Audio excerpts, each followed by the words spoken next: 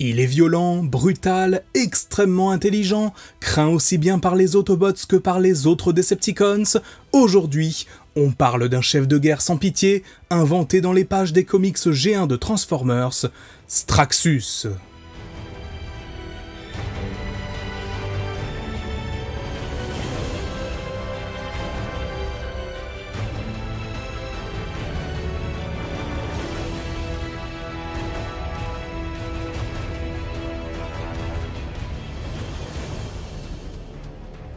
Comme dit dans l'intro, Straxus est un personnage inventé dans les pages des comics Marvel de la première génération de Transformers en 1986.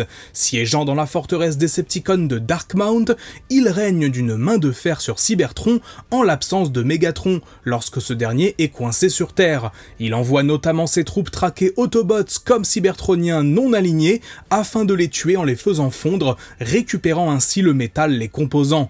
Lorsqu'il parvient à rétablir le contact avec son supérieur, Megatron, il entreprend la construction d'un pont spatial afin de relier la Terre à Cybertron, un plan qui va être mis à mal par plusieurs Autobots, dont Skrunge, infiltré dans ses rangs, et Blaster, qui s'opposera également à lui.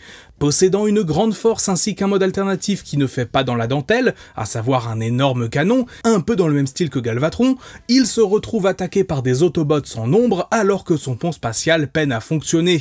Lors d'un duel singulier, Blaster parviendra à l'envoyer dedans alors qu'il était instable, ce qui le détruira. Cependant, la tête de Straxus sera récupérée par les autres Decepticons et placée dans une sorte de gros bocal lui permettant de survivre et de continuer à donner des ordres. L'impossibilité de bouger et le retour de Megatron sur Cybertron rendent Straxus impatient et il met alors en marche un plan visant ni plus ni moins à prendre le commandement des Decepticons en échangeant son esprit avec celui de son chef.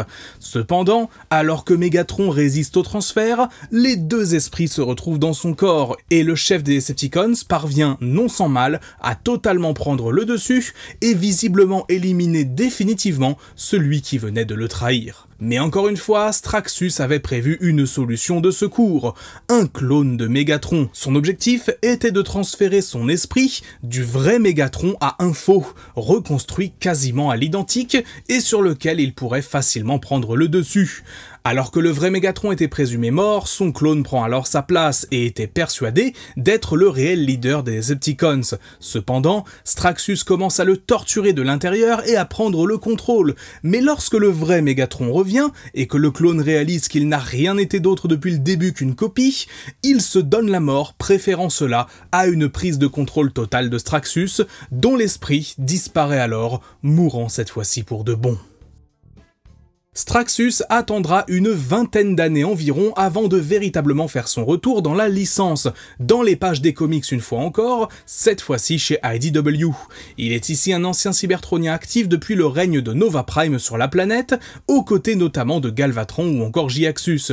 Lorsque leur vaisseau est aspiré dans le Dead Universe et qu'il en ressort afin de l'étendre et de le faire consumer notre réalité, il s'attaque à la Terre, faisant face avec Grindcore, à Sideswipe ou encore Fortress Maximus. Ces derniers parviennent à couper le lien qui existait entre lui et cet univers parallèle, et sans son énergie pour l'alimenter, Straxus cesse tout simplement de fonctionner, et meurt donc ainsi de façon assez décevante. 2 ans après son apparition en comics, Straxus reçoit sa toute première représentation en figurine dans la gamme Generations en 2010, se transformant en véhicule militaire ainsi qu'en canon d'artillerie. Pour une obscure raison de droit sur le nom de Straxus, Hasbro n'a pas pu l'appeler ainsi au moment de le commercialiser, l'appelant donc Darkmount en référence à la forteresse qui était sienne dans les comics Marvel G1. D'ailleurs, si c'est en 2010 que Straxus a reçu son premier jouet, son nom avait déjà été mentionné 2 ans auparavant dans la bio de la figurine de Nemesis Prime de la gamme Universe. Dans cette timeline, il est présenté comme le créateur du double maléfique d'Optimus, un bot rôdant sur Cybertron, Straxus n'ayant pas pu achever totalement sa programmation avant de mourir. Une version de Straxus entièrement nouvelle existe dans l'univers de Transformers Animated et l'encyclopédie The Allspark Almanac nous en apprend plus sur son rôle. Il a été l'un des principaux généraux des Decepticons durant la Grande Guerre et lors de l'exil de ces derniers, il fut nommé par Megatron gouverneur de la planète Lucifer. Oui, c'est son nom, l'un des mondes éloignés de Cybertron colonisés par ces derniers.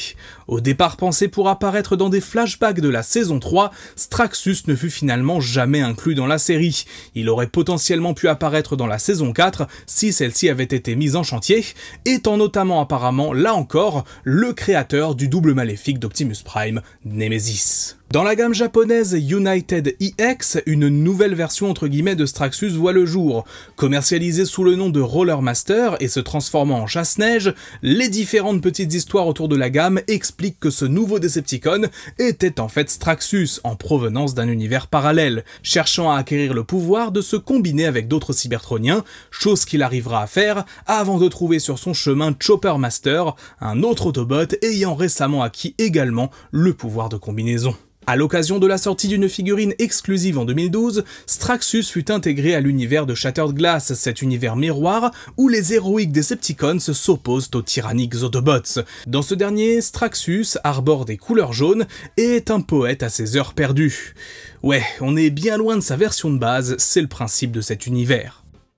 Durant les années 2010, Straxus commence donc à redevenir un personnage semi-récurrent de la licence Transformers, apparaissant à de multiples reprises dans des continuités ou histoires un peu obscures. On peut notamment penser aux comics Transformers vs G.I. Joe, où son rôle tient davantage du caméo, ou encore les mangas Metro Wars dans lesquels il est au contrôle de Metro Titan, essayant de s'attaquer à Metroplex et mettant en place un plan pour prendre le contrôle de Megatron, ce qui échouera dans les deux cas. Du côté des mangas Generation Select, qui nous présentent un lore bien lourd et bien complexe, ce ne sont pas un mais deux Straxus qui sont présents, des jumeaux présents à l'époque de la Primus Vanguard, soit avant même l'existence de l'univers. Trahissant ces derniers afin de s'emparer de la Matrix Sword, ou l'épée matrice si vous préférez, ils seront finalement arrêtés par Magna Convoy.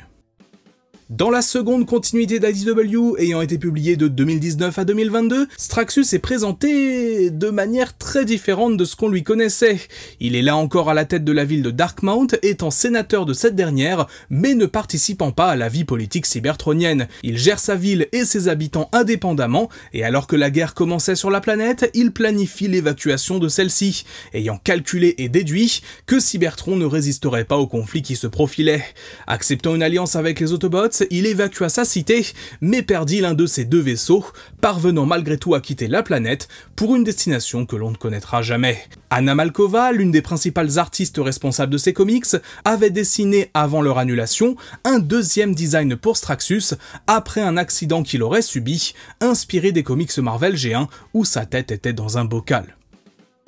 Fin 2023, une mystérieuse image a fait son apparition sur les sites spécialisés sur Transformers, une illustration inutilisée d'un personnage de Transformers Legacy. C'était un visuel jamais vu auparavant, mais qui pourtant semblait parfaitement collé au style des boîtes de jouets de la gamme. F.G. DeSanto, scénariste de la trilogie War for Cybertron sur Netflix, a confirmé que cette illustration était officielle et que Hasbro l'avait faite à une époque où il pensait faire de Straxus le méchant principal d'une éventuelle série Legacy sur la plateforme. Le personnage aurait alors reçu une toute nouvelle figurine, l'un des porte-étendards de la gamme, mais puisque la série n'a jamais vu le jour et que Hasbro a changé de direction pour Legacy, il fut remplacé par le Megatron Transmetal 2.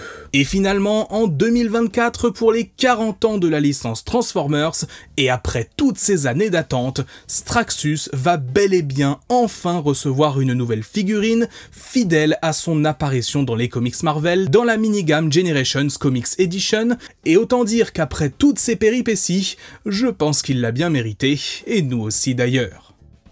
Symbole des comics Marvel G1, Straxus est un personnage qui jusqu'à ce jour a largement été cantonné au milieu des comics. Pourtant, aussi bien sa prestance que sa force et son intelligence pourraient faire de lui un antagoniste très solide pour tout un tas d'histoires. Puisqu'on sait qu'Hasbro avait sérieusement envisagé de faire de lui le méchant principal d'une série n'ayant malheureusement jamais vu le jour, peut-être qu'à l'occasion, il aura une nouvelle chance, et qu'on verra apparaître le Seigneur de Darkmount sur nos écrans, en plus des pages de nos comics.